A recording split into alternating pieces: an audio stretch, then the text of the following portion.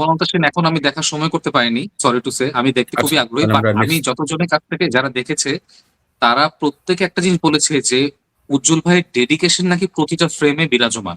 সেটা আপনি সিনেমা পছন্দ করেন বা না করেন, এই ব্যাপারে তার ঘোরতর শত্রুও এটা অস্বীকার করতে পারবে না। আর্ট ডিরেকশন যাকে বলে, সেই সময়কার পাত্র, সেই সময়কার পোশাক, সেই সময়কার হাড়ি পাতিল থেকে শুরু করে ইভেন জানালার পর্দাটা পর্যন্ত দেখলে যেন মনে হচ্ছে যে আপনি এক ধাক্কায় ওই সময় চলে গেছে। এই যে ঈদের হুম, সিনেমা, আমাকে আরেক ছোট ভাই মালিক দেখছে, সে দেখে বলতেছে বোঝাই যাচ্ছে যে এখানে মানে পরিচালক মনোযোগ দিয়ে কাজ করেন নাই। হুম। এবং অনেক সিনে দেখে বোঝা যাচ্ছে খুবই সস্তা ভাবে শুট করা। এবং এটা এটা নিশ্চয়ই টাকা পয়সা কোথাও না কোথাও পাচার হয়ে গেছে, এটার জায়গা মতো যায় নাই।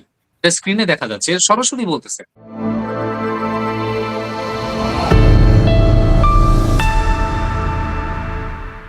সত্যি সোসাইটি সেভাবে মানে আমি তো একটা কথাই বলি যে তুমিও অনেকগুলো দেশ ঘুরেছো, বন্ধু-বান্ধব আছে, তোমার কলিগরা আছে।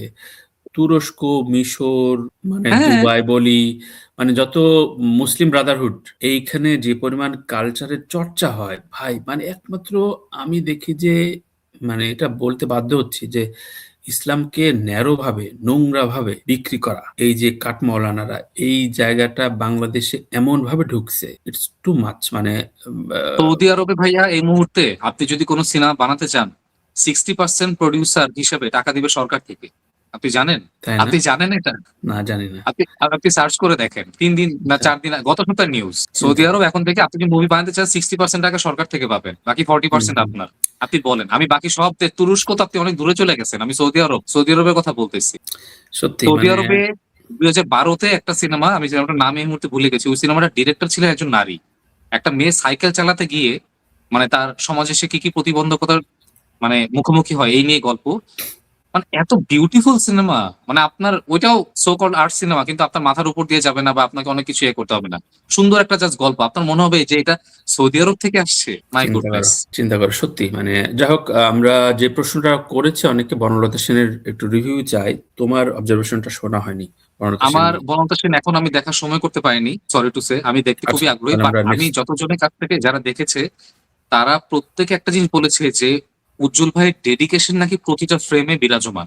সেটা আপনি সিনেমা পছন্দ করেন বা না করেন, এই ব্যাপারে তার ঘোরতর শত্রুও এটা অস্বীকার করতে পারবে না। বিশেষ করে তারা বলেছে যে অল্প বাজেটে তিনি সেই সময়কার কলকাতা যেভাবে দেখিয়েছেন, আর্ট ডিরেকশন যাকে বলে, সেই সময়কার পাত্র, সেই সময়কার পোশাক, সেই সময়কার হাড়ি পাতিল থেকে শুরু করে ইভেন জানালার পর্দাটা পর্যন্ত দেখলে যেন মনে হচ্ছে যে আপনি এক ধাক্কায় ওই সময় চলে গেছেন। তো এটা তো অ্যাপ্রিসিয়েটেবল, এটা অনেক ডেফিনিটলি। অ্যাপ্রিসিয়েটেবল। কয়জন আজকে আমরা আজকে আমাদের বহু সিনেমা দেখাতে পারি, আমাদের মেইন স্ট্রিম বলি, মেইন স্ট্রিম বাইরে বাইরে বলি। এক সিনে দেখলাম যে নায়কের চুল বড়, পরের সিনে নায়কের চুল ছোট, আবার পরের সিনে চুল বড়। মানে কন্টিনিউটির তো বালাই নাই। সেই জায়গায় এরকম সিনেমা বানিয়েছেন তো বানিয়েছেনই, প্রোডিউসার জোগাড় করেছেন। সেটা আমার কাছে সবচেয়ে অবাক লাগছে যে এরকম সিনেমা যেন প্রোডিউসার জোগাড় করে, মানে মানে কোটির নিচে তো এটা বাজেট হবে না, যথেষ্ট বেশিই হবে। মানে এটা যে বানাতে পেরেছেন এবং তার যে গবেষণাটা, মানে সেটা যখন স্ক্রিনে দেখা যায়, মানে এইটাই বা কয়জন করে ভাই? মানে সত্যি। এটাই তো নাই আমাদের এখানে, তো মানে মনোযোগ দিয়ে কাজই করছেন না। এই যে ঈদের হুম, সিনেমা, আমাকে আরেক ছোট ভাই মালিক দেখছে, সে দেখে বলতেছে বোঝাই যাচ্ছে যে এখানে মানে পরিচালক মনোযোগ দিয়ে কাজ করেন নাই। হুম। এবং অনেক সিনে দেখে বোঝা যাচ্ছে খুবই সস্তা ভাবে শুট করা। এবং এটা নিশ্চয়ই টাকা পয়সা কোথাও না কোথাও পাচার হয়ে গেছে, এটার জায়গা মতো যায় নাই। এটা স্ক্রিনে দেখা যাচ্ছে, সরাসরি বলতেছে। এখন ভাই দর্শককে আপনি যত মানে ফেসবুকে যত বড় বড় কথা হয়, এসব বলে ভাই লাভ নাই, দর্শক বুঝে আচ্ছা, যায়। আচ্ছা। কথাবার্তা তাহলে শুনলে বুঝে যায়। এটা রিভিউ আমরা ডিটেইল সামনের সপ্তাহে আমরা করে নেব। আরেকটা বিষয় নিঃসন্দেহে। একটু আলোচনা করতে চাই যে মাসুদ রানা নিয়ে বেশ কিছু প্রতিবাদ আসছে এইভাবে যে আ যারা মাসুদ রানা তো আসলে একটা শৈশব কৈশোরের ফ্যান্টাসি। মানে মাসুদ রানা নিঃসন্দেহে। পড়েছে, যেমন আব্দুল নূর তুষার একটা লেখা লিখলেন যে ঠিক সস্তায় কপিরাইট বিক্রি করে দেয়ার মানে যে কত বড় হ্যাঁ, ভয়ংকর কুফল সেটা এখন মাসুদ রানা আমরা স্ক্রিনিং দেখতে এর পাচ্ছি। উপরে পাচ্ছে। আমাদের প্রায় ১-২ বছর পরই একটা অত্যাচার সহ্য করতে হচ্ছে, চিন্তা যেটা আমরা ডিজার্ভ করি না। অথচ কি ফ্যান্টাসিকে নষ্ট করে দিল। মানে এটা মাসুদ রানা কি হইতে পারত? কত কি কাজী আনোয়ার হোসেন কত তিল, তিল করে কত বড় একটা পাহাড় তৈরি করেছে। সেই পাহাড়টারে এমন একটা অবস্থায় নিয়ে গেছে। এর আগে আমার খুব প্রিয় ছোট ভাই আসিফ আকবর, হলিউডের ডিরেক্টর, ও বানালো। তারপরে সৈকত নাসিরেরটা রিলিজ হলো। কোনটাই মানে মানে এটা সত্যি আসিফ মানে আকবরের যে ব্যাপারে আমি শুনছিলাম সেদিন, লেখক ওটা যে ছিলেন মানে নাজিমুদ্দৌলা আমাদের, উনি একটা পডকাস্টে কথা ও অহেতুক যে চ্যানেলটা, ওই পডকাস্টে তিনি স্বীকার করেছেন যে ওই সিনেমাটা খারাপ হওয়ার কারণ কি? উনি বলেছেন যে ওই সময় সুমনের ভিসা হয় নাই। ভিসা দেরিতে হয়েছিল। আর হলিউডের যে ভিলেনটাকে নেওয়া হয়েছিল, তো তিনি ৭ দিনের বেশি সময় দিবেন না। তো ৭ দিন পরে গিয়ে সুমনের ভিসা হয়েছে। তো প্রত্যেকটা যেটা সিন যেখানে সুমন থাকার কথা, সেখানে হুম। সুমন ছিল না। সুমনের মানে বলা হচ্ছে যে আপনি মনে করেন সুমন দাঁড়িয়ে আছে এভাবে এক্সপ্রেশন দেয়। এভাবে তো হয় না। আর যে অ্যাকশন গুলো হয়েছে সুমনকে বলা হচ্ছে তুমি এই অ্যাকশন দেখে তুমিও এরকম করে করো। আপনি বলেন এইভাবে সিনেমা হয়। তাহলে আজকে এবং বলি। খুবই ভুল তথ্য। তাই? কারণ হ্যাঁ, ডিরেক্টর আসিফ আচ্ছা। আকবরকে আমি জিজ্ঞাসা করেছিলাম কেন ফেইল করলো? তো ও বলল যে, "আমি খুবই ডিসঅ্যাপয়েন্টেড ফর এবিএম সুমন।" তো ও বলল ওকে। যে, "কেন?" বলল যে, "আমরা ভেগাসে শুটিং করেছি, বাইরে শুটিং করেছি, এলএ তে শুটিং করেছি। যখন যেই জায়গাটা ওকে একদম হলিউডের এ ক্যাটেগরির বিজনেস ক্লাস থেকে শুরু করে হোটেলে স্যুট দেয়া থেকে শুরু করে সব ফ্যাসিলিটি দেয়া হয়েছে। কিন্তু ও মনে করেছে এটা ঢাকার এফডিসি। ১ম ১-২ দিন সেটে এসেছে ঠিকঠাক মতো। তারপরে সেটে ঠিক এফডিসির মতো করে ট্রিট করা শুরু করেছে। এত বড় অপরচুনিটি যাকে দেয়া হয়েছে, সে যখন রাইট। এরকম করা শুরু করেছে তখন সে অন্যান্য আদার ইউনিটের অন্যান্য যারা কাজ করেছে সব তো রিকগনাইজড। তাদের কাছে লজ্জায় পড়ে গেছে। কারণ সবাই তো সুমনকে দেখছে না।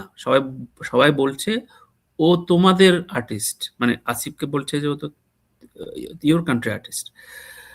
সো দ্যাটস হোয়াই ওরা যতটা পাংচুয়াল ওদের সাথে তো পারেই নাই, করতেও চায় নাই। ইভেন এটা অফেন্স হয়ে যাবে, এটা অফ এয়ারে তোমাকে বলব।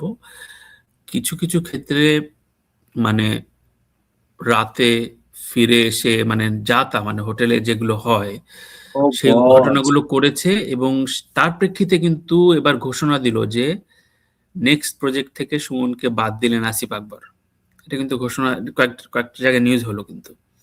তো এটা আমি আমার একটা পডকাস্টে আছে। ওটা আমি হয়তো আবার রিপিট টেলিকাস্ট করব। তো এই হচ্ছে ঘটনা। তো আ হ্যাঁ, ঠিক আছে। ভিসা হয় নাই, জটিলতা এগুলো হয়ই। কিন্তু হ্যাঁ। অন দ্য সেট সুমন যে আচ্ছা, আচ্ছা। পরিমাণ অপরচুনিটি পাইছে, এই ছবিটা হয়তো মানে আ মানে আর ১০ এ ১০ হইতো না। ১০ এ ৭-৬ হওয়ার সম্ভাবনা ছিল। কারণ ছিল। ও তো মেল গিবসনকে নিয়ে পরবর্তী ছবি করেছে। সেটা ক্রিটিক্যালি খুব অ্যাক্লেইমড। জন ট্রাভলটাকে নিয়ে এখন ছবি বানানো শুরু করছে। সুতরাং এত খারাপ বানাইতো না। কিন্তু যখন দেখছে মেইন প্রোটাগনিস্ট মানে বাংলাদেশের ও একটা ভূমিকা রাখে তো, তখন আস্তে ওর সিকোয়েন্স গুলো ছোট করতে হয়। সেটে বিরক্তি তৈরি হয় এবং তার ফলে আমি মনে করি আমি সুমনকে এটা জিজ্ঞাসা করব। সুমনকে নিয়ে তুমি একদিন বসবো দেখি। আ যদিও রাজি হয়। আ আমি ওকে সেক্ষেত্রে হুম। বলতে পারি যে আমাদের ২ টো ভার্সন হওয়ার কারণ হয়তো নাজিম ভাই ওই যখন দেশে ছিলেন, হ্যাঁ, উনি স্বাভাবিক। সুমন ভাই দেশ ছাড়ার আগ পর্যন্ত ভার্সনটা জানেন। আর ওইখানে যাওয়ার পর কি হয়েছে সেই ভার্সনটা আপনি জানেন। হ্যাঁ, তো হ্যাঁ। এই আমার কাছে মনে হয় এই ব্যাপারটাই হয়েছে আসলে। হ্যাঁ। মানে আমার কাছে কৌতূহলী প্রশ্ন ছিল যে আ সুমনকে এত কম সিকোয়েন্সে রাখা হলো কেন? ইত্যাদি নানান প্রসঙ্গ থেকে আসিফ তখন বলা শুরু করল। অন রেকর্ড আছে এগুলো। তো যাই হোক এগুলোর সবচেয়ে বড় কথা হচ্ছে এত কিছু বলছি হয়তো আমি কিছুটা জানি, তুমি এবং কিছুটা জানো সবচেয়ে বলে। ভাইয়া ওই সিনেমাটা দেখে এত হতাশা বোধ করছিলাম মানে মানে মনে হচ্ছিল যে কেন দেখলাম? মানে খুব কম সিনেমা ক্ষেত্রে এরকম হয়। মানে কিছু একটা তো থাকবে। নাথিং। একমাত্র মনে হয় শুধু আনিসুর রহমান মিলনকে একটু মনে আছে। উনি মনে হয় ধরো ছোট্ট একটা সিন ওইখানেই উনি তো উনার কাজ দেখিয়ে দিয়েছেন। যেহেতু উনি পরীক্ষিত অভিনেতা।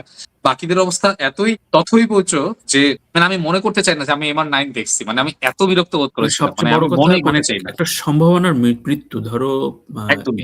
007 একটা ফ্র্যাঞ্চাইজ হয়ে গেছে। হ্যাঁ, বিশাল বড় ফ্র্যাঞ্চাইজ। হ্যাঁ। ঠিক আছে। মিশন এ ইম্পসিবল আছে। মিশন ইম্পসিবল ঠিক আছে। বলিউড তো সিমিলার। ডন দেখো ফ্র্যাঞ্চাইজ হয়ে গেছে। হ্যাঁ। মানে ডন এখন কেনার জন্য সারা ওয়ার্ল্ডে এখন বিট হয়। সেই জায়গায় একটা বিশাল সম্ভাবনা ছিল। যদি ঠিকঠাক মতো প্ল্যান করে এগোনো যাইত, মাসুদ রানাকে নিয়ে একটা বিশাল সম্ভাবনা ছিল যে এটা হাজার কোটি টাকা ব্যবসা করার মতো একটা জায়গায় যেতে পারত। কিন্তু আমরা আসলে মানে দূরদর্শী না। আর মানে আমি ইভেন ধরো কথা বলতে গেলে সুমনকে আসিফ আকবর টিম দিয়েছে $80,000 তার মানে ৳১,০০,০০,০০০ উপরে গিয়েছে এবং মাত্র কিছুদিনের শুটিং এ। তো ও কিন্তু ওই সময় বাংলাদেশে কত পাইতো সবাই জানে। কিন্তু সবকিছু ডকুমেন্টেড আমাকে দেখালো। এজন্য আমি আর ও আমেরিকান বর্ন ব্রট আপ ও আজারা মিথ্যা কথা বলার ছেলে না। তো এগুলো আসলে হতাশা তৈরি করে।